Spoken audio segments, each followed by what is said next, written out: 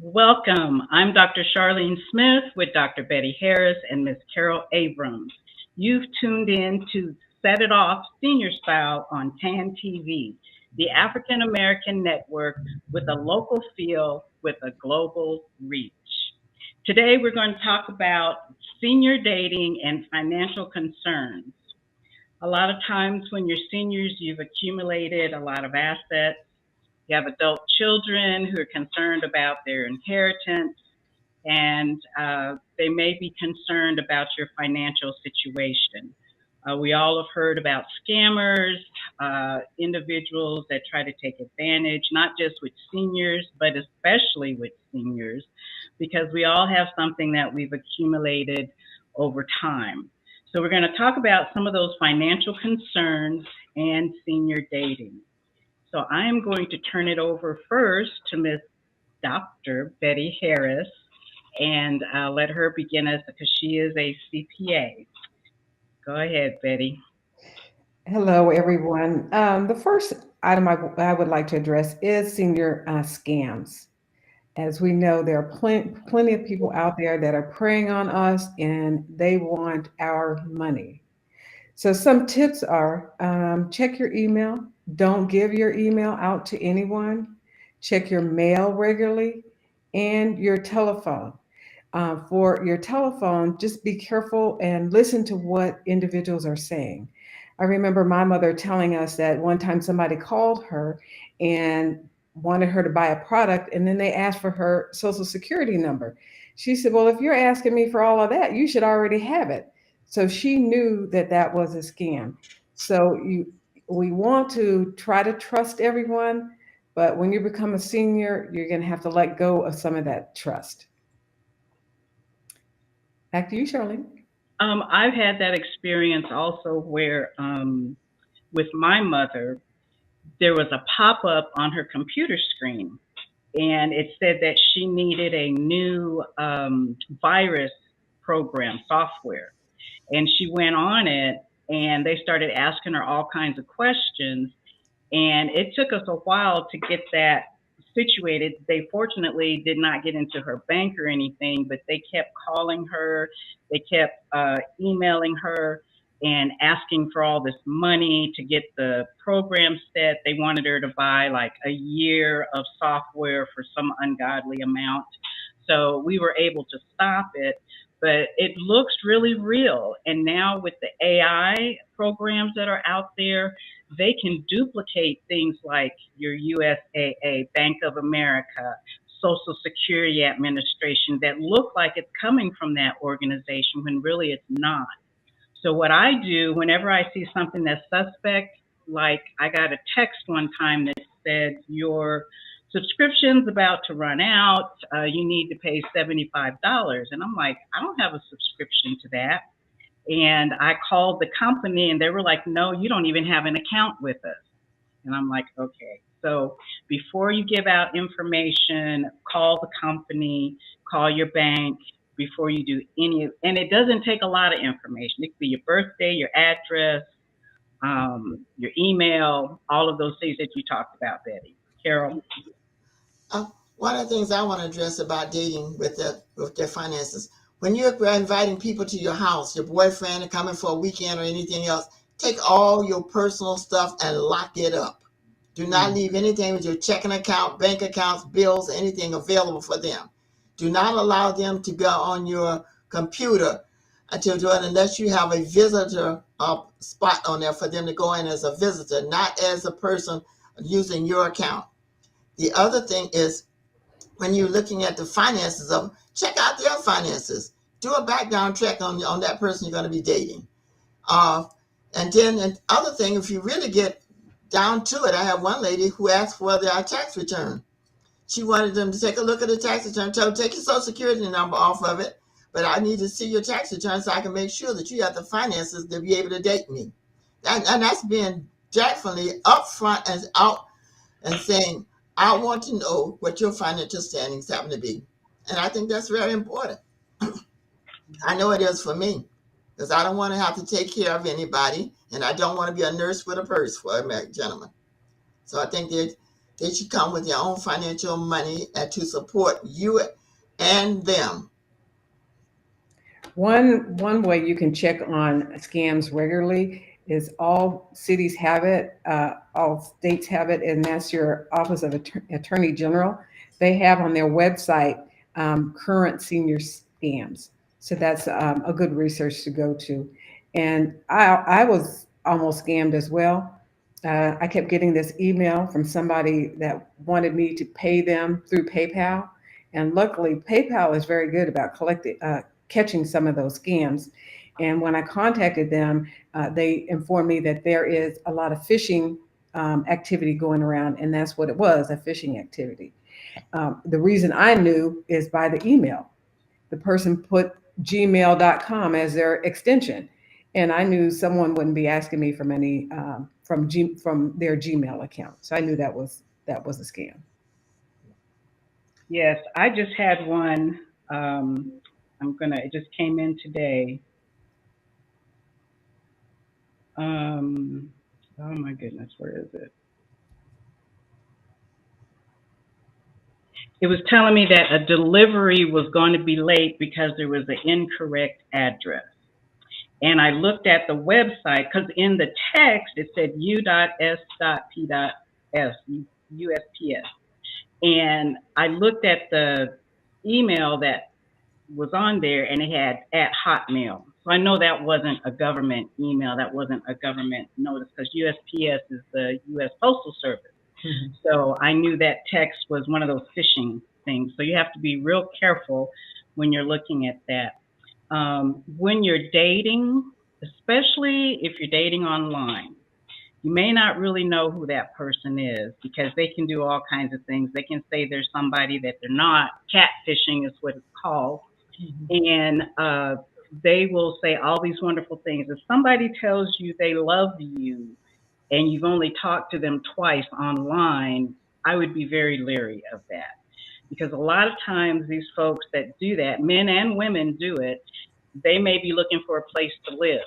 And that's the other thing.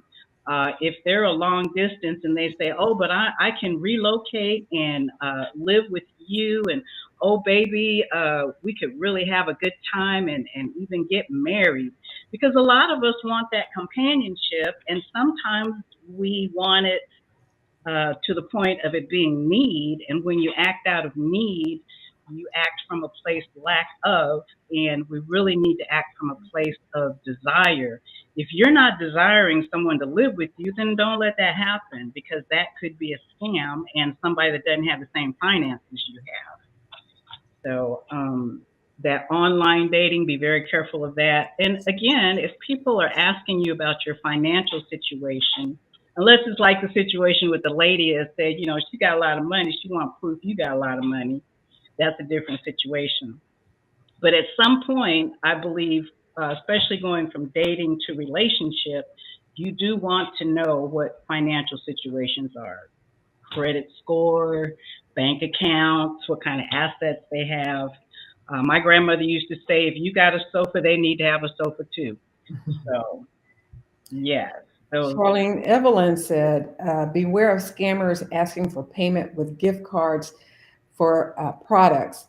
Every time I go and buy a gift card, I have to give them information saying that I know that I am purchasing this gift card for myself.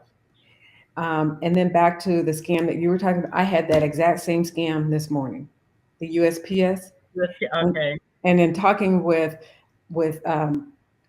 other individuals that have had the same scams, they said that you should always turn them in so that we can stop that train that's going on. Right. It has report junk at the bottom of it, and that's what I did with mine. Yeah. But back to the dating thing, some people, again, men and women, are really smooth operators. They will wine and dine you. They will do all of the wonderful things. They won't even talk about finances. There was one situation where this guy was online and he had pictures of himself in a suit, standing by a nice car. I think it was not the BMW, Bentley. It was by the Bentley. And he would take this woman out to all the nice places, would never take her to his home. So eventually she got curious and found out where he lived and went by there. And it was a studio apartment, not in the best part of town. And just one thing after another, the whole story started falling apart. So you really do have to be conscious of what you're doing when you're dating, because someone can portray themselves as being well off when really they're not. And again, they'll take time to get your affection, to get your trust, and then you find out they're not really the person they portray to be. So that's why it's important to take time as a senior dating. Take your time. We may not have as much time forward as we had behind us, but we still have time that we can take care of ourselves and protect ourselves. Mhm. One thing I would like to add to it is when they come to you and start saying you have a business and they now short of money or whatever it is that they might need to borrow money from you, refer them to a loan company and tell them, and do not back up their loan. Just say, I can refer you to a good financial advisor who could probably help and give you guidance out of that situation. But do not put your money involved in that, because that's what they're seeking for. So make sure that they stay independent. Mhm. Stay independent. That's true. The online situation, I say that because that's what's really popular now, and a lot of people are running scams on the online dating sites. I was on one of the sites, and this guy sounded really nice initially. Then come to find out, it was an AI produced voice. Oh. And I'm like, okay, so this voice isn't even real. Then I said, okay, this is not you, what's going on? So they came back and we were talking on the website, because you could talk on this website. Um, and I said, I thought you said you were in Texas. And he said, I am in Texas. And I said, where are you? And he said, I'm in Wimberley. And I said, how far is Wimberley? And he said, just a second. And he came back. He goes, it's about an hour from San Antonio. And I said, really? And then I said, so how often do you come to San Antonio? And he got off the line and he came back on. He says, oh, I come there a lot. I go, well, what's a lot? He goes, well, I go, how much is gas now that you're doing all this driving? He goes, oh, it's $1.97. And I said, $1.97? Where are you getting gas? I said, you don't have a Texas accent.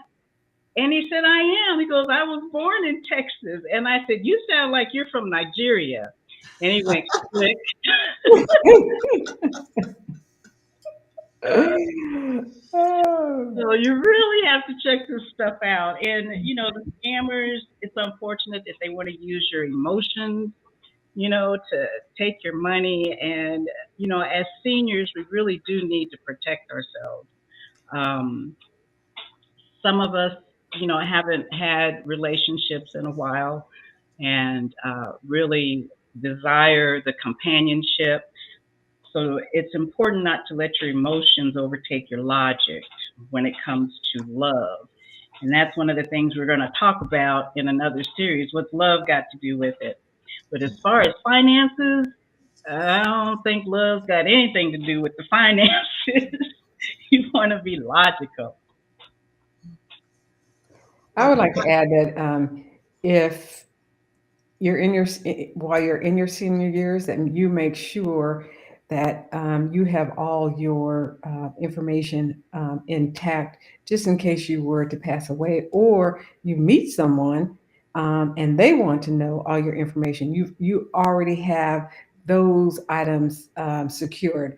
For example, either a will, but preferably some other type of component that will give you even more protection. Another thing that comes up, document wise, if you do go from dating to a relationship, and you're thinking that relationship's going to be long term, really need to understand the laws in your state. In Texas, if you live together, there are a lot of things that happen that are just as if you were married. And technically, if you're common law, you're supposed to get a divorce. That's how strong living together is. So, what comes up with that is a prenuptial agreement. As I said earlier, we all tend to gain assets over time. And if you think you're going to get married again, then the prenuptial may be something you want to pursue. Of course, an attorney can help you do that. But for me, I have certain assets that I want to go to my children and my grandchildren. If I have a significant other in my life and we're looking at getting married, then we would talk about if we go and purchase a home together or whatever we get together at that point. Because if they have children, they're going to want their children to have what they're entitled to. So it's a discussion that's necessary if you're considering getting married again at this stage of life, being a senior. Post-nups are good too, but it's better to go into it with a prenuptial And have your own trust. and have your own trust, yes, that protects And your not assets. emphasize that more. Have your own trust. That way your children are protected and your assets are protected as well. And living together with the common law, there are some things that your partner will have rights to. For example, in Texas, if you are living with someone and you die, that person can be entitled to live in your home until they pass. So you want to check those things out. Um, the other parts about living together, it could happen very easily. If someone has their mail sent to your house, Mhm. that can be considered common law and that you are living with that person, and that then entitles them to ownership of some things in Texas anyway. So you want to be very careful about, well, let's just live together and not get married. You may be setting yourself up for more problems down the road if it doesn't work out. But a trust will cover all those issues if you have a trust up front. Correct, because then they can't get to it. And then you can live together and have all that fun sex. Yeah, and with the work that goes with it. The work I, that goes with it, living together. mhm. No, I don't want that. But I mean, protecting your finances is another way for me about finances. That's a small part. Is don't combine any of your bills. Don't offer to do those things. You get into trouble with that. Or don't start paying for things for them to make, and so they will ease up from just a dinner to maybe a car payment. Do not get involved with any of their finances and stay away from their children who have financial problems. Okay, you don't want to inherit those. You have your own dysfunction. Let them keep theirs. That's a good point. You know, adult children that come into play, a lot of times it's because of what your financial situation may be, good or bad, but your adult children may come in. And this is one time you may want to listen to your adult children because sometimes they can pick up on things that you may be blind to because of your emotions involved. So, yeah, at this point, getting to know the adult children is nice, but again, as Carol said, you want to be very careful about that. You don't want to intermix finances, the children, all of those sorts of things until you get really down the road and there's a lot of trust and you do put things in a trust, as Betty said. And I have one. you also want to make sure you do some estate planning as well. Make sure that you have insurance to cover you if you come bedridden, and when God calls you home as well. If all of that is done up front, then your those that are preceding you, you won't have any problems. I mean, there's too many of people of color that pass away and they don't have insurance, they don't have a will, they don't have anything, and then all that falls on your loved ones. And then you have this person that may be considered part of your property as a result of living in a state like Texas, uh, that person will start to try to get access to all of your assets, and you just don't want that. At a minimum, have some type of burial policy, some type of burial policy. And that's just a good idea in general because family gets emotional. And if everything is taken care of, all they have to do is show up. Mhm. Makes it a lot easier for those grieving. But I I love the have, idea about the trust. I would just like to add about the adult children. I'm very, very careful with uh, dating with children. I have to make that very clear up front, that I'm dating you and not your family, and that we are having a relationship and not your family. They're included. I can care about them. I can hear you share your concerns, but I do not want to get involved in what's going on in your children or grandchildren's personal life. I want to stay separate. Now that sounds a little cold, but that's how I would like to operate and that keeps my money from them, and it keeps me from getting emotionally tied into what's going on in the dynamics of their family. Because once you get emotionally tied, your money gonna go with it. So Mhm. just be very careful of that. Yep. Good points, Carol. Good point. So So my question is, Carol, since you've been doing counseling, why after maybe if you're in your late 60s and beyond, what's the need in marrying somebody else? Why would you even want to do that? You're asking the wrong person that, because I don't believe in doing it. 'Cause I don't want to do. I like being Carol Abrams. I don't want to be no Mrs. Nobody. I don't want to be anybody's mother and nobody. I just don't want to do that. For the persons that I have encountered that needs that, they're usually the reason that they need it is because of finances.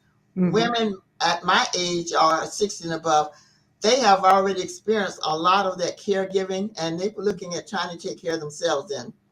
But the ones who are trying to get tired is usually the ones who have a financial need, or emotionally they have not lived alone and they want someone there with them. They have that need to complete them. At this age, I don't need anybody to complete me. I'm fine with who I am, and I would love to share time with them. I do not want to live with them. I want to enjoy them as a companion. And I think that should be very clear up front. And in my relationships, I made it very clear, but for some reason they don't believe me. But I run into that problem with them. But I'm very clear with it. And I really ask the ladies when they're dating, be very clear up front what you want in that relationship. And I state about children, finances, time, and what's your love language, and what it is, how you receive love, and what's the language of how you want me to talk to you. And if I'm not talking to you in the language that you like, then you have to demonstrate and tell me. If it does not put me in a position that I have to work too hard, I'd be willing to accommodate you. But if I have to work and readjust who I am to do that, then we may not be the right fit for each other. Because at this age, I don't see readjusting my life to a point of discomfort for someone else's needs. I think we should be mutually in that relationship, partners in it, and taking care of some things that we need, but we're not Siamese. And I definitely don't want to live with anyone. I just don't want to do that. I have a little different perspective. Um, One, I have not had a long term relationship like Carol had, almost 50 years of living with someone. So, what I talk about in my book is coming from a place of need is that you lack. And like Carol said, a lot of times women may want to get married again because of the financial situation, and they could see someone contributing to that. Coming from a place of want, again, is coming from a place of lack of. It may be that they are lonely. It may be that maybe they didn't have a good relationship and they want to explore a good marriage. And then desire. Desire is that you know that you don't need a person. You're not coming from a place of lack. You love the companionship, but you're not looking for living together. And maybe because of background and morals, you may want to get married again. If that's the case of wanting to get married again, then that's why it's important to understand and get a good understanding and protect yourself financially, and making sure that when you're dating, it's an exploration. And then when you get into a relationship, that relationship is compatible. And if it's compatible and you want to make it long term and you're protecting your benefits, your financial, your family, and so on, then I say go ahead. That have gotten married. So Diane is asking, is having a power of attorney medically and personal a good idea? It depends on the relationship. I know of a couple that they were living together. She had benefits. She didn't want to lose her benefits, but she did want the commitment. And they went to an attorney, and this is here in Texas. They went to an attorney and they took care of all of those things. So if either one went to the hospital, they could act on the benefit of the other partner. They eventually did get married later on because they changed some laws so that she could retain her benefits. But they did go to an attorney, and that would be the best thing to do. Go to an attorney and ask them what's the best way to do that. Because some long-term relationships are like marriage, but if you don't have the right paperwork, you won't be able to act on their benefit in that kind of situation. Not, The other thing I not want to just say for is marriage, just that for if you yourself.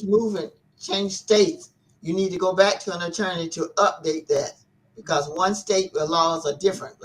So you need to, if you're moving and you have already set this in place with your attorney, then you need to update it when you move to another state, because that certainly will affect what your benefits are. But it's not only important in relationships, it's also just important for yourself. If you're living by yourself and you do not have a significant other, you want to make sure either your children or another family member, they have access to to that power of attorney. So you know what, especially a medical power of attorney, Right. they know what you want, what your wishes are. Right. Good point. Good point. Okay, well, let's conclude, kind of review. As seniors, you want to make sure that you check people out, make sure who they are, who they say they are. Look for little hints that may tell you it's a scam. We talked about the emails, the text messages. Get your assets into a trust. Get with your attorneys and see what your state laws say about living together, the powers of attorney and those things, and to be logical when it comes to finances. Love is wonderful, emotions are wonderful, but at the same time, we've worked really hard to be in this stage of our life, and we owe ourselves to protect ourselves.